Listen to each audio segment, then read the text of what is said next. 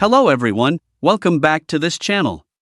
In this video, I will show you the easy and clear steps on how to turn off reminder notification in Microsoft To Do on Android. So how to turn off reminder notification in Microsoft To Do on Android. Make sure you keep watching this video until the end.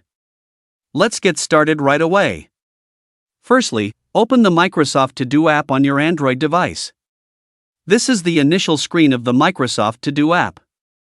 Next, tap the profile icon at the top right of the screen. And a scrolling down menu will appear. Tap the Settings menu. Scroll down. Tap Plan Your Day Reminders. And tap Turn on Rememberer.